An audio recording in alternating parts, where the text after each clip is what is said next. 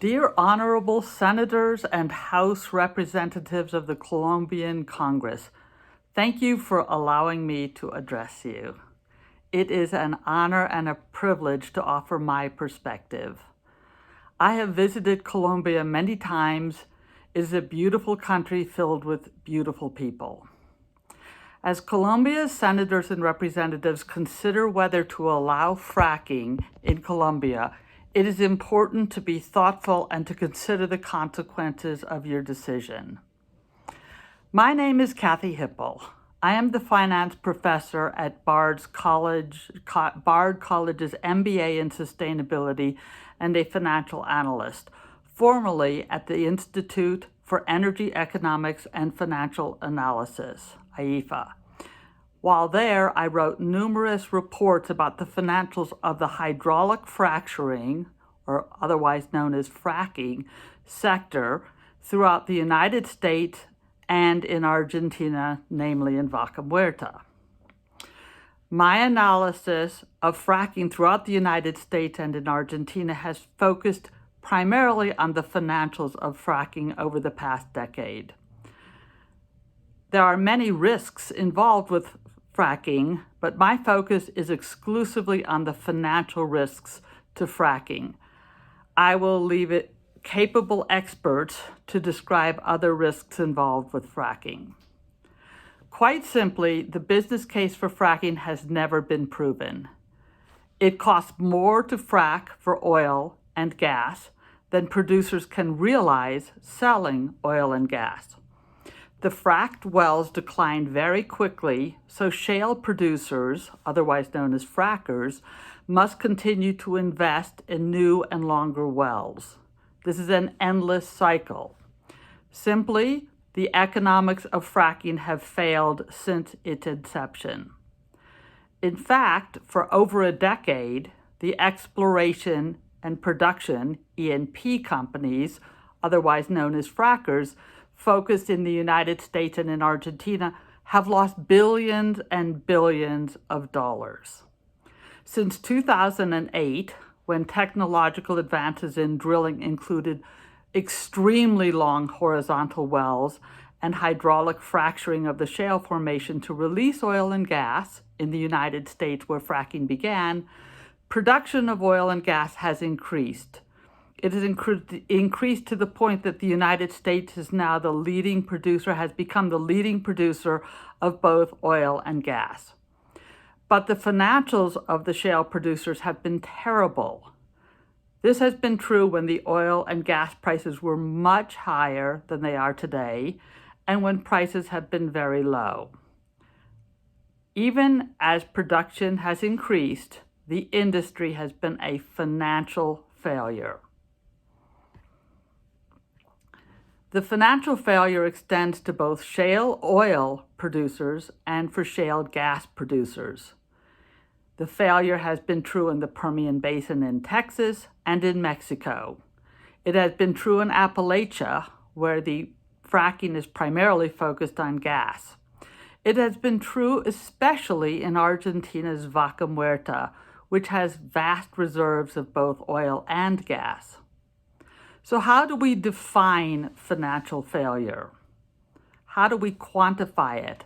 I quantify it by looking at negative cash flows, bankruptcies, massive write-offs or impairments, and whether global oil and gas companies continue to remain in an area or whether they abandon fracking basins, particularly abandoning fracking in Vaca Muerta. So let's start with negative cash flows. From 2010 to 2020, a cross-section of shale producers in North America collectively have reported negative cash flows each and every year. In aggregate, they have spent more money drilling for oil and gas than they realized selling oil and gas. Again, this was true during years when oil prices traded above $100 a barrel and natural gas above $8 per MMBTU. Bankruptcies. Since 2015, more than 500 shale producers and oil field service companies in North America have filed for Chapter 11 bankruptcy, according to Haynes & Boone, a legal firm. More than $175 billion of debt simply from the producers have been restructured since 2015. That's nearly $200 billion in debt that has needed to be written off from the shale producers. Along with this, there have been massive write-offs. Large oil and gas companies have taken huge write-offs related to their financial failures from fracking. Two examples, including more recently in 2020, when Chevron wrote off more than $10 billion, much of it related to write-offs in its Appalachian fracking assets. ExxonMobil wrote off $19 billion in 2020, which included billions of shale losses, including its Vaca Muerta shale assets. And finally, failures in Vaca Muerta. Fracking has cost Argentina's state-owned oil and gas company, YPF, billions of US dollars, and it has nearly bankrupted this company. YPF has partnered with many of the largest global oil and gas companies to frack for oil and gas in Vaca Muerta. These efforts have lost billions and have so far been entirely unsuccessful from a financial standpoint. Many of the global companies involved in Vaca Muerta have taken write-offs on their assets in Argentina, including ExxonMobil in 2020, which was an acknowledgement that its assets there have lost value. Other global companies have walked away from Vaca Muerta because of the poor economics of fracking there, as well as the poor economics of fracking elsewhere. In conclusion, while 2020 was a dismal year for the oil and gas industry globally, the difficulties of the fracking industry have lasted more than a decade. It did not begin with the pandemic. It actually began long before the pandemic. In fact, fracking has never been successful anywhere globally, and it is financially risky. It has been financially risky, and it remains financially risky.